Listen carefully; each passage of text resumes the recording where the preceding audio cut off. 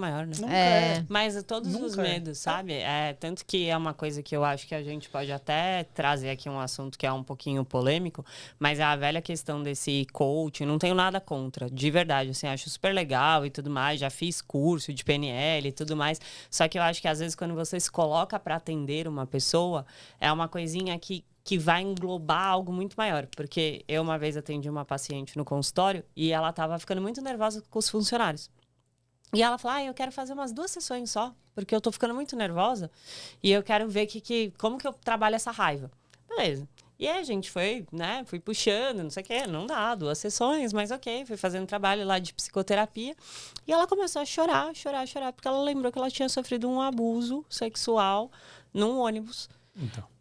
Também numa idade, assim, 12 anos, que antigamente, né, saía sozinho e tal. E aí eu falei assim, cara, é muito importante você ter um respaldo, porque às vezes você usa uma determinada técnica, alguma coisa, e o que vai vir, porque a demanda era... Muito pesado. Eu tô com um pouquinho de raiva com os funcionários. Você não acha que é uma coisa... Mas aí na hora que você vai ver, dependendo se você pega uma ferramenta dessa e você não tem o respaldo, porque como que você acolhe uma demanda dessa? Se você fez um curso de, sei lá, Aliás, uma semana. eu vou fazer fica aí como uma informação e algum dia a gente explora isso, tá? Você falou, ela veio com raiva e no fundo descobriu medo. Tem uma pesquisa que é com que nem o Phineas Gage, né? Que sofreu quase uma lobotomia, né? Por conta de um acidente. É uma paciente que acho que chama SM, não se fala o nome dela. E ela teve um problema neurológico que ferrou a amígdala dela, né? Na amígdala cerebral. Não, amígdala. E ela perdeu a capacidade de sentir medo. Só que a amígdala está associada à perda da capacidade de sentir medo e à redução da agressividade. Então, olha só, um dia a gente pode falar disso, a amígdala ela é responsável pelo medo e pela agressividade. Às vezes a agressividade é uma defesa. Exato. Cadê a amígdala, Mostra pro pessoal. Naquela câmera ali, diretor. Lá? Bom, aqui ela tá meio pequeno aqui para mostrar, mas ela vai estar bem nessa área aqui no meio. Finalzinho. Imagina que aqui é metade do encéfalo, tá o restante aqui. A gente fez um corte sagital aqui no meio. Pegamos aqui essa metade, ela vai vir aqui bem numa área aqui parecida com a amígdala vem de amêndoa, né? São 2 bolinhas que ficam mais ou menos bem nesse centro. Então teria que cortar o cérebro assim, assim e assim. Aí você ia chegar lá no carocinho, você ia encontrar. E aí fica aqui uma informação que a gente até já percebeu, mas não fez a ligação. Aquele cachorrinho que é medroso. E ele fica rosnando, ele mostra o dente, ele vai até te atacar. Verdade. É uma agressividade por medo. Então, quanto das pessoas com raiva e agressivas podem estar no fundo com medo, né? E aí a gente Nossa, sensacional. E eu nem sabia dessa relação, porque... E assim, fui fazendo os atendimentos e pensei... A única coisa que eu pensei foi isso. Eu falei, cara, a gente tem que ter muito cuidado quando a gente usa alguma coisa, porque assim, a gente não sabe o que tá por trás. E tudo bem, eu sabia acolher, não sei o quê. Mas foi uma coisa tão maior do que eu imaginava, porque ela nem lembrava que tinha acontecido. Tinha sido algo tão forte que ela se desassociou. Você nunca vai imaginar que esse sintoma tem alguma coisa a ver com abuso, né? Com abuso, é muito louco, é aquela né? história, né? Eu gosto de usar até o exemplo do disjuntor de eletricidade. O sistema vai ali, dói tanto, ele derruba. É igual entra um curto na tomada, o sistema derruba para proteger o todo, né? Se eu não cuidar desse curto, a casa vai pegar fogo. Então, eu vou te fazer uma pergunta de curiosidade. Que caminho que você segue com esses adolescentes quando eles chegam falando... Will, eu tenho dificuldade de chegar numa menina. Jovem ou jovem adulto. Qual é o caminho que você percorre? Se a gente vai se aprofundando na questão da insegurança, se você pergunta para assim, tipo, a pessoa sou inseguro. Quando você vai ali e pergunta, pensa um pouquinho o porquê, de onde está vindo. Que é uma coisa assim, que quem acompanha aí sabe. Todo dia eu falo, gente, não fica mexendo em efeito. Teu filho tá com febre, você vai lá e bota ele no banho gelado. É igual cortar o fio do alarme. Tá tocando alarme, tá pegando fogo, vamos cortar o fio do alarme para parar de fazer barulho. A causa tá acontecendo, então a gente tem que ir mais profundo. Normalmente as pessoas relatam assim, medo de errar, medo do julgamento, medo disso, medo daquilo. Só que quando a gente vai mais fundo nisso, que às vezes a própria pessoa tem essa dificuldade de acessar mais fundo, a gente vai chegar normalmente, a ciência a gente não gosta de falar 100, né? Mas uns 98 aqui eu posso dizer, a gente vai chegar no medo da rejeição. Isso. Porque como nós somos animais sociais, rejeição está ligado com a nossa sobrevivência. Eu faço uma dinâmica muito legal, que eu inclusive indico, quando vocês estiverem principalmente com adolescentes, que é bem legal isso, você fala assim para ele, se você tivesse com uma arma na cabeça agora, um ladrão falando que vai te matar, e são seus últimos minutos, e passa um filme, aquela história toda, como é que o teu corpo reage nesse momento? Aí eles começam, frio na barriga, boca seca, confusão mental, taquicardia, suor, legal. Se você tiver que enfrentar uma plateia para 1000 pessoas agora, vai abrir a cortina e vai entrar. Igualzinho. Taquicardia, mesmo, igual. Ou seja, quando o sistema entende que vai ser rejeitado, estar sozinho na floresta significa morrer. Porque o ser humano é um bicho bem sem vergonha, né? A gente não nada melhor, não corre melhor. Não... Por que a gente bota o leão no zoológico e o leão não bota nós no zoológico? Por causa do grupo. Um leão contra um ser humano, o ser humano não tem chance de sobrevivência. 50 leões contra 50 seres humanos, o leão não tem para nós. Uhum. A gente monta estratégia, estica a corda, faz buraco, cria ali um sistema para pegar. Então, o medo da rejeição está muito associado com essa coisa da sobrevivência. E outra coisa que eu gosto sempre de dizer é, a prioridade do cérebro é sobreviver. E prioridade não tem plural. Dá para ter 2 prioridades. Você tem uma prioridade. Então você só vai fazer qualquer coisa na vida quando a tua sobrevivência estiver garantida. E às vezes a gente pensa na sobrevivência física, né? Vamos morrer. Porque assim, falar em público, o que pode acontecer com uma pessoa que vai falar em público? Nada. Fisicamente, alguém? Nada. De sobrevivência, nada. Mas o medo é igual. Dei essa baita volta para dizer o seguinte. Quando e eu acredito que em meninos isso se mostre mais, porque ainda se tem aquela coisa do homem que tem que chegar. E outra, ele tem uma pressão, né? Porque isso é importante dizer também, essa coisa, machismo, esses preconceitos, eles não impactam só nas mulheres. Impacta no homem também, que tem que ali um monte de pressões. Né? Não pegou ninguém ainda? Como assim? Quando eu tinha muita vergonha quando era muito, assim. Eu dei meu primeiro beijo, tinha 17 anos, tinha barba na cara já. E, mano, era muito zoado. Muito. Só que vai piorando, porque o tempo vai passando, você vai crescendo. O pessoal já tá sabendo beijar, né? Exatamente. Então fica um negócio assim, maluco, insustentável. E esse medo de você falar o que você tá sentindo, a menina que gosta, essas coisas. E a possibilidade de acontecer uma rejeição, a gente tem uma máquina muito capaz de nos colocar no futuro.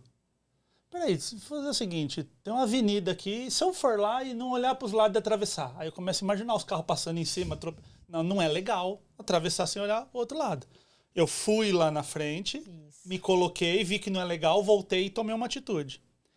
O grande problema é, esse jovem, pela falta do pré-frontal, essa coisa de conseguir gerenciar tudo isso, ele vai e fica lá.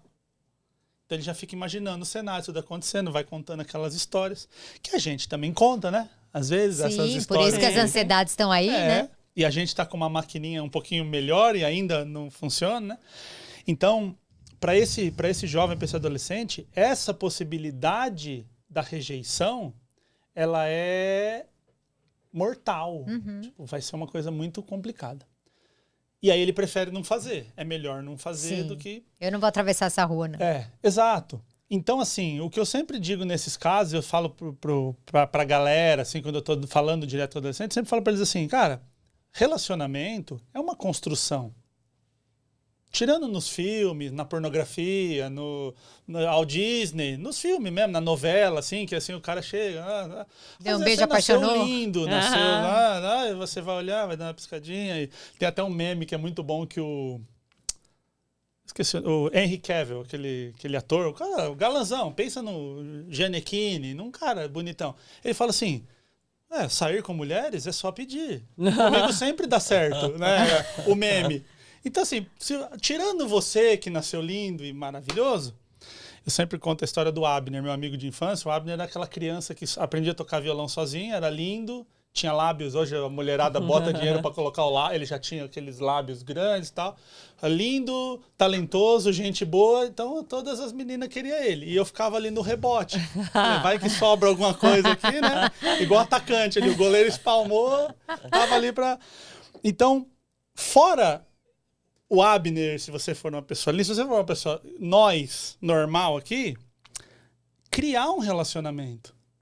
Porque não é aquele negócio assim, oi, tudo bem? Vamos sair, vamos ficar. Cara, isso aí não vai pegar ninguém. Esquece essa daí, né? E então é criar o relacionamento. É conversar, conversar de qualquer coisa. Vira amigo. Sabe? E aí tem a friend zone. E aí vê que tudo tem o limite. Então é aquele amigo ali, mas você demonstra um pouquinho, faz um teste. Eu brinco com a galera, falo assim, você tem que ser cientista. E se eu testar essa possibilidade aqui? E se eu testar isso? Devagar. Tem que ir criando o relacionamento. Porque fica essa ideia de que sim, é porque lá no filme o cara chega e a menina sai, na pornografia. Na pornografia não é a mulher, né? Tipo, o cara tá andando na rua, ele dá uma piscadinha no ônibus. A menina, ou sei lá, eles acabaram de dar oi e ela fala, nossa, sabe o que eu tava pensando? Vem cá, entendeu? Né? Tipo... Mas talvez pra gente isso aqui é meio ridículo, a gente falar, a gente dá risada, mas o adolescente fala, pô, é assim. Pode ser. É assim. Sei lá, né? Se a gente pegar o mais novinho, assim, porque não assim, sabe, caramba, né? então é assim que Nossa, faz. então eu tenho que ser amigo antes, porque né? é referência. E aí, para os pais e mães de adolescentes, eu sempre digo o seguinte, já que ele não tem córtex pré-frontal, ele precisa terceirizar. Ele vai terceirizar onde? Em alguém que vai dar abrigo e colo para ele. Às vezes é o pai e a mãe, o que é muito bom. Às vezes é o grupo, eu não vou falar o nome que pode derrubar a live, mas o grupo lá que o menino que fez o ataque na escola participava. São esses grupos que dão apoio. Ou você acha que o cara chega num grupo desse, os caras xingam ele e fala mal? Lógico que não. Não, vem cá. Aqui você aceita. Sim, nós entendemos a sua dor, sentimos também. Então, assim, alguém vai suprir a falta, se a gente for para fisiologia, de córtex pré-frontal. Alguém vai. Alguém vai orientar, se for os pais, uma coisa legal, ele vai crescer, beleza. Pode ser um grupo. Sabe o que aconteceu com a minha participação nesses podcasts de Red Pill? Tiveram vários homens que assistiram. Aliás. Só falar, eu fiquei muito triste que você não vai mais. Porque as suas participações são muito legais lá. Mas eu ganhei um monte de seguidor homem que eu não tinha. Mas eles vieram falando, assisti o podcast, abriu a mente, eu consegui entender várias coisas. E sabe o que eu via? Assim, o que eles vinham, né, trazendo? Insegurança. Total. Olha só. Sim. E eu acho que é importante de ter esse debate na internet. Até uma coisa que eu quero te perguntar da questão do machismo, o que você pensa disso, justamente porque eu acho que quando vai uma pessoa lá e traz um outro ponto de vista, para aquele público é muito importante. Nossa. E o Will, ele falou uma coisa que quando a gente participou, na segunda-feira, ele falou que chegou um monte de seguidor nele e falou, meu, não acredito que você foi lá, não sei o que. Ele falou assim, ué, vou pregar para convertido? É lá que eu tenho que falar. E você lembra que Jesus, ele ia para onde? Pros que cobravam impostos. E aí as pessoas falavam, como você se senta com essas pessoas? Ele falava, é justamente para elas que eu tenho que falar. Porque é isso, a gente não tem que ficar na paróquia pregando para convertido. A gente tem que ir no público, porque quem tá aqui, quem segue o Podcólogas, gosta de neurociência, sabe e conhece. Mas quando você se esquiva de estar falando, porque, cara, seu conhecimento é absurdo. Fora. Em nenhum momento você foi antipática. Pelo contrário, você falou com propriedade e de um jeito lindo. É só ler os comentários. Foi as pessoas dizendo bem. assim, mano, que cara babaca. Não, e assim, ela elegante. Deu umas caneladas quando foi necessário. Gentil. Né? Você é o zagueirão ali. Ela fino, foi excelente. Quando o assunto é muito sério, que eu sei que é uma coisa que pode virar uma agressão, né? De uma invasão de privacidade, como isso, aí eu me posiciono. Mas, na verdade, é um jeito de olhar a vida de outra forma. Até na forma de colocar, na sua voz, no seu...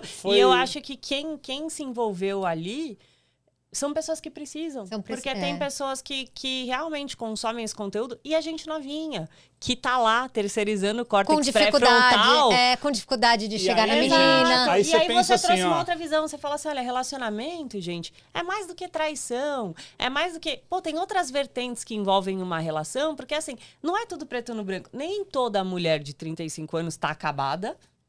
Tem. E não tem. Que, aliás, e nem todo isso, homem de 35 anos envelheceu como vinho e tá muito bem sucedido. Sim. Então, a gente não consegue. E o que você dá valor, né? Mas olha... Crenças. Olha o que a gente acabou de falar e como as coisas se conectam. Você é um adolescente cabaço. Vou logo falar a palavra. Então, sei lá, cabaço, não pega ninguém. As meninas não te dão atenção porque você é tosco, você não sabe conversar, sei lá. Aí um dia você encontra um lugar onde os caras falam assim, as mulheres são assim mesmo, elas não dão atenção, elas não sei o que lá, elas querem... Elas são interesseiras, elas só querem os caras... Aí você fala assim, mano, é aqui que eu tenho que ficar. Nossa, eu não sabia, não é né? Comigo. Não é comigo, é geral. Exato. Né? Então, assim, tipo, terapia em grupo, porque lógico. O problema tá nas mulheres, o problema não tá comigo. Você assistiu? Se não assistiu, acho que vale a pena assistir. Que é um caminho legal para esses adolescentes também. É o Silêncio dos Homens. Um documentário feito pelo Papo de Homem. Que é um perfil bem legal, Papo de Homem. Esse documentário fala também da fragilidade masculina. Só que olhando pelo viés da fragilidade.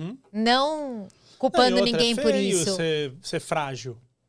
Sim, socialmente sim. é. Mas eu achei o máximo o Papo de Homem fazer um documentário demonstrando isso que você tinha falado, né? O quanto o homem é cobrado desde pequeno, né? Ele que tem que se posicionar, ele que tem que não sei o quê. E o quanto isso deixa os meninos, desde muito cedo, cheio de insegurança.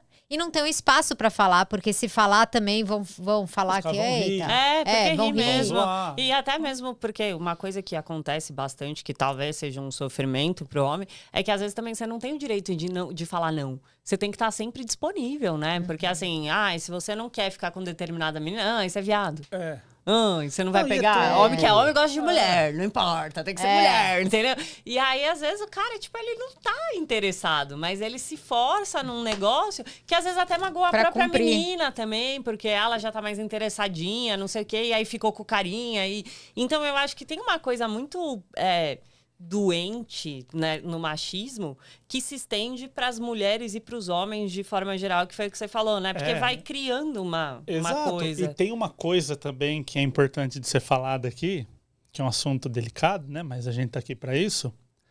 A mulher, na adolescência, ela tem uma evolução mais rápida. Tem. Cara, eu tô na sala com 14, 15 anos, as meninas são mulheres pequenas. O jeito que senta, o jeito que conversa, o tipo de pergunta que faz, sabe? Então, assim, a menina ali nos 15 anos, ela já menstrua, ela tá com o seio crescendo, aquilo ali é meio desconfortável, não sabe o tamanho que vai ficar, e menstruação, e hormônio. O moleque de 15 é uma criança grande. Videogame. É bobo, isso aqui. Puta, eu adoro isso aí. Eu acho que a coisa mais legal que tem é moleque adolescente. E assim, não é certo, errado, nada disso. Não, sem juízo demora de valor, mais. mas é uma característica. Agora, como que esse... menino... Vai despertar o interesse, né? Eu vou falar porque eu não aguento, mas conhece o João? Que o João é meu pau na sua mão. Essas bobeiras, enquanto as meninas já estão assim, profissão. Assim, nítida a pergunta. A aluna de 15 anos, ela pergunta assim, um neurônio, um sistema, dopamina lá. O moleque, porque como que gosta da pornografia? Aí o outro ri, punheteiro, e não sei, já vira uma zoeira. Quando esses dois se relacionam, porque é o grupo que eles vivem, mano, vai dar conflito. Por isso que existe uma tendência natural das adolescentes gostarem dos meninos mais velhos. É uma tendência natural. Porque talvez ali demora mais. Só que muito desse demorar mais, existe uma função biológica. A gente tem alguns estudos que mostram que o córtex pré-frontal das mulheres evolui mais rápido, mas também tem uma questão cultural. Então, por exemplo, quando existe um casal de irmãos, que a irmã é a mais velha, a família bota nela o negócio, você tem que cuidar do seu irmão. Você tem que fazer comida pro seu irmão. Porque, tipo, o seu irmão não sabe fazer uma comida. Eu conto a minha vivência, assim. Os meus pais são nota 11 de pais. Cometeram seus erros, como qualquer ser humano, e tudo bem. Mas foram pais, assim, são até hoje incríveis, assim, sensacionais. Minha mãe liga, assim, fala, mãe, tô trampando. Você fechou a janela, você pôs blusa, você jantou. Eu tô vendo você indo nesses podcasts, você tá comendo? Tô, né, mãe? Tipo, já tô grande. Como ela chama? Saber. Eliette. Eliette, que linda! E minha Tamo mãe... junto, só assim. Então. E não para. E aí, outro erro das mães adolescentes. Não, eu tenho que fazer logo, porque daqui a pouco acaba, daqui a pouco ele vai ser adulto. Nunca vai acabar. Você vai ter 90 anos. O Cortella, esses dias, a mãe faleceu, né? A mãe do Cortella tinha 95. O Cortella falou, mano, minha mãe é o Cortella, o velho da barba branca, a mãe ainda perguntando se ele tava fazendo tal. Então, existe uma questão cultural também que o menino pode ser inútil nesse sentido de fazer comida e tal. O ponto que eu ia fazer era o seguinte. A minha mãe, ela sempre foi muito criativa, sempre ensinou a gente a pensar coisa diferente, a desenhar, a não sei o quê. Mas, por exemplo, eu morei 28 anos com a minha mãe. Eu nunca, que eu tô falando é zero. Não teve assim, uma vez, nunca lavei roupa. Nunca. 28 anos. Eu lavei louça 5 vezes na vida. Eu nunca lavei a casa, o banheiro. Sabe, eu nunca arrumei. Então era assim, eu entrava, isso já grande, então não tô falando menino de 10, com 20. Você tem irmã? Tenho uma irmã mais nova, que a minha irmã é piloto de avião. Você falou. Para a minha irmã, olha que interessante, a minha mãe também não fazia, a minha irmã inclusive não sabe fazer nada de casa. Só que para ela, numa sociedade que fica fazendo isso, para ela foi uma coisa legal, por quê? Ela foi trabalhar, ela foi estudar, ela foi se desenvolver. Então é engraçado hoje que eu converso com a minha irmã fala, eu não gosto de cozinhar, não gosto de fazer isso aqui lá, não gosto de arrumar, mas hoje eu tenho uma boa profissão que eu pago. Ótimo. Então foi meu negócio invertido, foi interessante. Mas eu pensei, no meu caso, eu não sabia fazer nada. E aí, com 28 anos eu casei, e quando eu fui morar com a minha ex-esposa, ela chegou aqui, meu chapa, não tem sua mãe aqui não, mano. Mas eu não sei lavar roupa. Te ensino, peraí. Se você ensinar um macaco a lavar roupa, ele lava. Colocar aqui, apertar um botão, botar sabão e amaciante, apertar o bagulho faz sozinho. É só depois você pegar, não tem o que não saber lavar roupa. E aí você faz uma vez, você fala, sério? Isso é lavar roupa? Sabe, lavar uma louça. E aí vira um ser humano que é, tipo, funcional. E aí, depois, passaram uns 12 anos, eu fui morar sozinho, a gente se divorciou, eu fui morar sozinho. Hoje, eu faço todas as coisas de uma casa, todas. Passo roupa, lavo roupa, faço comida, limpo a casa, limpo o banheiro, sei limpar, sei o melhor produto, sei escolher fruta, sei... E aí você fala assim, cara, é tão tranquilo isso, é tão normal, mas existe uma cultura que torna, inclusive, esse menino que já tem uma fisiologia de demorar para fazer, deixa ele, tudo bem, ele não precisa. É menino. Então, assim, é criado. Aí pega uma esposa que foi criada, que ela cuida, e aí quando ela cuida, ela é aceita. Todo mundo fala, só como essa menina cuida dos irmãos e tal. Pronto, encontrou esse que não sabe fazer nada com a mulher que cuida. Virou festa. Aquele cara... E aí parece uma história de machismo, mas na verdade foi essa educação aí. Que é machista. Que é o machismo, Sim, isso. mas aí não machismo, é o... Tipo, você não pega esse menino e culpa ele, né? Isso. Porque ele foi educado, assim, sem falar, que sacanagem com a minha mãe. Ele não pensou em nenhum momento. E aí são as tretas que são aquelas tretas do dia a dia. A gente tem essa coisa da droga, da pornografia, essas coisas muito graves. Mas tem o problema do dia a dia. Por exemplo, eu fui na casa de uma amiga e ela falou assim, William, meu filho toma banho e ele deixa a toalha em cima da cama. Todo dia. Eu já falei, já briguei, já ameacei, todo dia. Eu falei, teve uma coisa que você não fez. Uma. Ela falou o quê? Eu falei, deixar ele dormindo na cama molhada. Na cama molhada e com a toalha podre. Que aí no outro dia ele vai se secar com aquela... E não, tem que ser firme. Tranca, bota um cadeado lá nas toalhas, não deixa pegar. Fala, você só vai pegar... Assim, você põe pra estender, aí o dia que tiver seca, você me traz ela seca e eu te dou uma nova. Pronto. E aí a hora que ele chegar fedendo e alguém zoar ele na escola, ele vai achar uma fala, mano, eu tenho que botar um post-it na coisa. Agora... Imagina ele tomando banho, quando ele sai, a toalha tá lá na cama, molhada. Podrona, perfeito. Mano. Já se secou com toalha. Aprendeu. E às vezes a gente que mora sozinho... Cheiro, né? Toalha de rosto. Toalha... É horrível. Sabe? A toalha usada é muito zoada, ainda quando cara. tá calor, se você se movimenta um pouco é rápido pra secar, mas quando tá frio, não adianta. Tipo... Então, assim, são coisas tão pequenas, né? Detalhes tão pequenos como de nós dois. Diria o Roberto Carlos, o que é um pleonasmo, aliás, né, Robertão? Pô, falhou nessa daí. Se é detalhe, é pequeno, né? Não tem como ser um detalhe grande. Mas é ter essa visão de, tipo, chegar pro adolescente e falar assim, cara, você não quer ser adulto? Você não quer dominar o mundo, fazer, revolucionar? Ótimo. Só que é o seguinte, o adulto tem os BO também, tem que comprar o pacote completo. Porque assim, eu tenho uma enteada de 13 anos. É engraçado que assim, ela assim, se fala, tem um anão morando dentro dessa menina.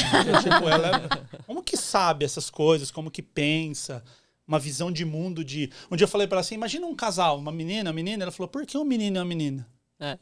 Eu falei, você tá certo, volta. Imagina um casal, qualquer um que você quiser e tal. Mas, ao mesmo tempo, na Páscoa, que é o ovo de Páscoa dos Ursinhos Carinhosos. Lembra da divisa? Tá com um pé em cada lado e tal. E a gente tem que saber lidar. Aí, essa semana, aconteceu uma coisa muito legal. Ela falou, chegou em casa e me chamou e chamou a mãe dela e falou assim, eu quero jogar vôlei. E a gente, tipo, mano, da onde saiu isso? Mas tudo bem. Quer jogar vôlei? Vamos atrás do vôlei. Aí liguei nos lugares e tal, até a gente vai na semana que vem num lugar lá conversar com um professor de vôlei pra ver onde começa e tal. E ela quer jogar vôlei. E aí, conversando, entendendo, e assim, sem julgamento. Porque fala assim, vôlei é chato, vai jogar futebol. Futebol é bom pra mim, ela quer vôlei. Eu tô dando exemplo tão bobo, mas isso se aplica a várias coisas. A criança, o adolescente não quer fazer um curso, o pai quer que faz, essas coisas. E aí, eu começando ali, trocando ideia. E aí, como é que tá? Que legal o seu interesse. E fui cavando ali pra saber de onde tinha saído. Foi ter um jogo na escola. Ela teve ali uma performance nos alunos. E o professor de educação física falou pra ela, nossa, você joga bem, você tem talento, investe nisso. Uma frase... Olha...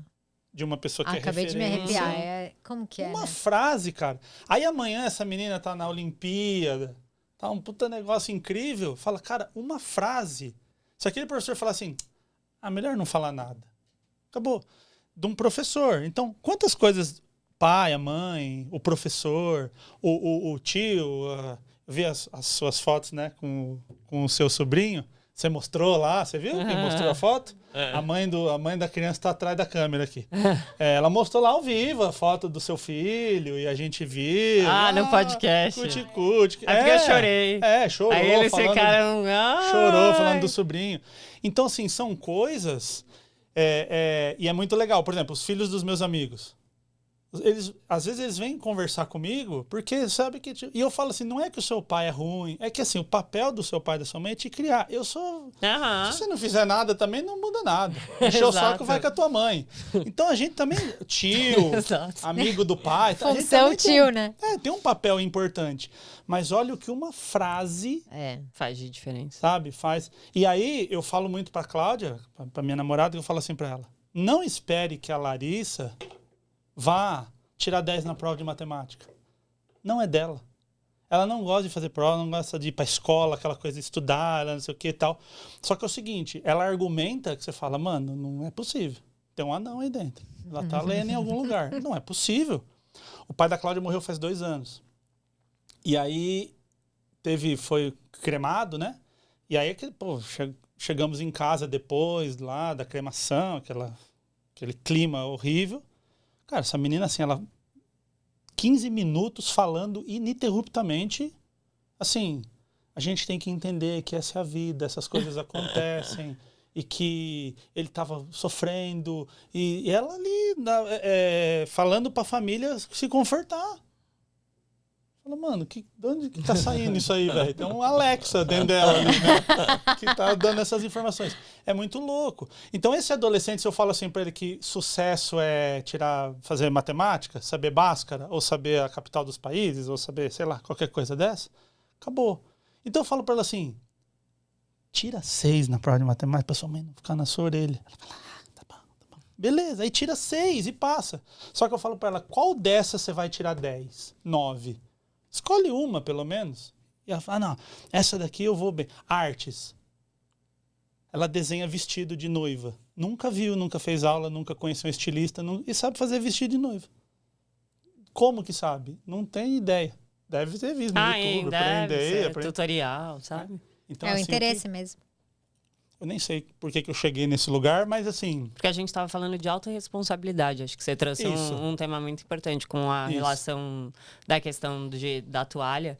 E até fazer um adendo, porque mamãe uma vez ligou desesperada, porque o filho... minha dopamina, tá vendo?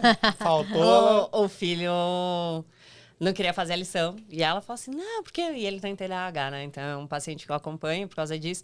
E ela falou assim, porque ele não quer fazer a lição, não sei o que eu faço. Falei, nada. Aí ela pôs ele no telefone, ele tava escândalo, pequenininho, assim, tipo 6 anos, sabe?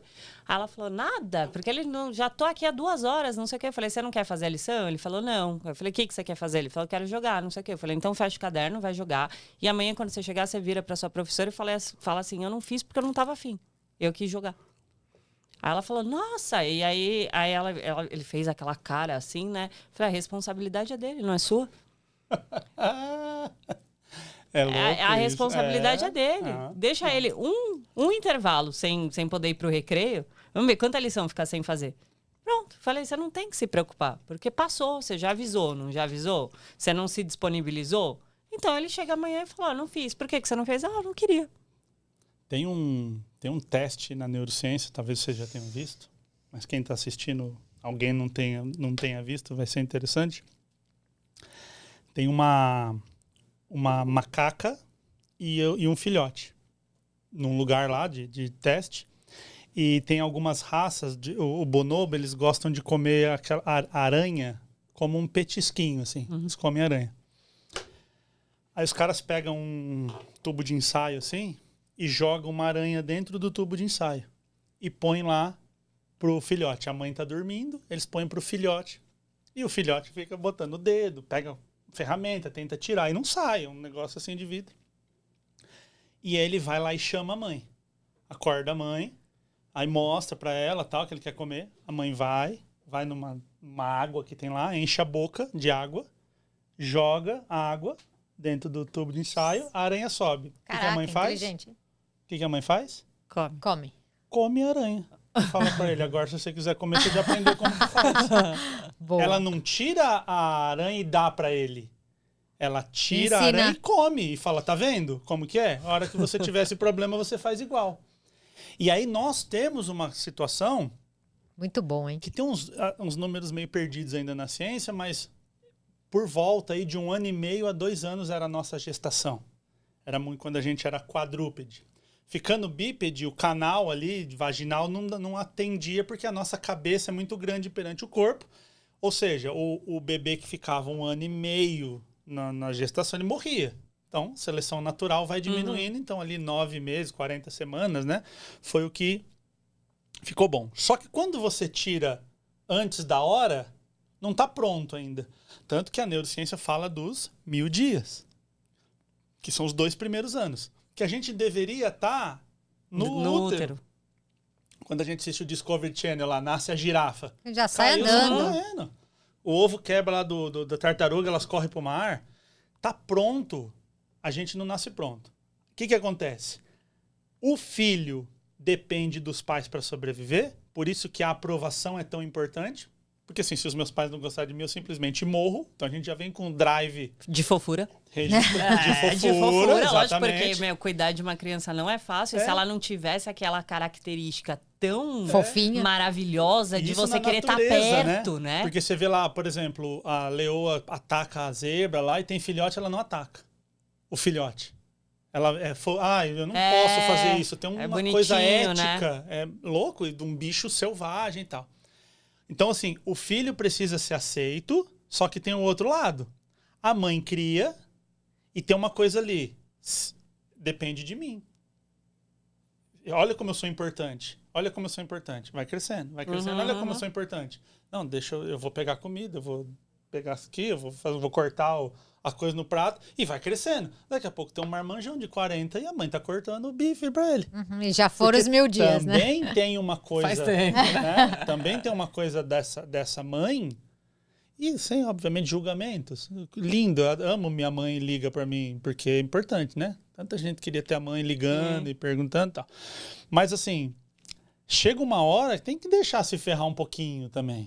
O senso de responsabilidade. Assumir responsabilidade. É lógico que não assim, é deixar, né? Não, tipo é assim, que nem você falou o negócio da lição. Por ali. Né? Assim, você não vai chegar nesse nível até a criança repetir de ano, porque não vai precisar. Isso. Não vai precisar. Você tá ali, você tá mediando, mas assim, porque em casa a gente sempre fez lição. Minha mãe ficava disponível caso a gente precisasse. Mas não tinha essa coisa de sentar junto e, vamos não sei o quê. Uma coisa é, eu tô com muita dúvida, tô com... Agora, sempre, todo dia, eu não entendo isso. Hoje em dia, pai e mãe sentam todo dia pra fazer lição. Pro mundo da todo criança... dia. Pro mundo da criança, ter que enfrentar um professor e explicar e falar... Não fala. É uma coisa assim, mano... E sabe o que ele fez? Ferrado. Ele fez a lição. Você acha? Na mesma hora, parou o choro, ele fez uma cara, aí ele falou, não, eu vou fazer, tia Nath. Eu falei, você vai fazer agora? Porque talvez se você fizer bem feitinho e sobrar um tempo, de repente você pode até jogar uns 15 minutinhos. Aí ele olhou assim, ele falou, não, tá. Você já transformou um cenário vantajoso, ele tava ferrado, já se tornou vantajoso. O vídeo que provavelmente a gente tá aqui hoje, que foi o vídeo que a Nicole me encontrou no mundo aí, foi o vídeo do tomar banho. Que a mãe falou que o filho não queria tomar banho. Eu assisti esse. Que foi esse primeiro vídeo que estourou. Que a mãe falou pra mim, William, meu filho toma banho. Ele não toma, não sei mais o que fazer. Eu tenho que botar na porrada pra tomar banho, amarrar os braços.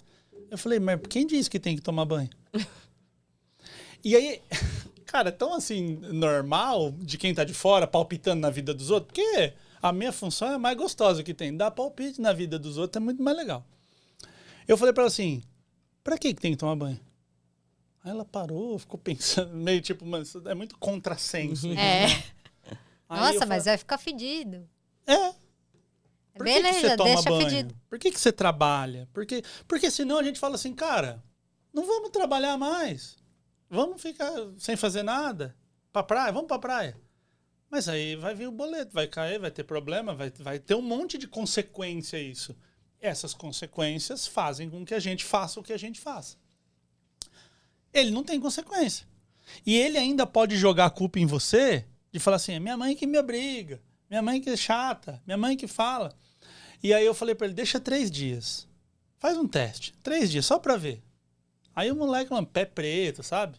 Dorme e não troca roupa de cama também, né? Deixa dormir 3 dias. Aconteceu o negócio lá igual da toalha. Chegou na escola, a menininha que ele era afim ali, tava... Aí ele falou, sai de perto, você tá fedendo.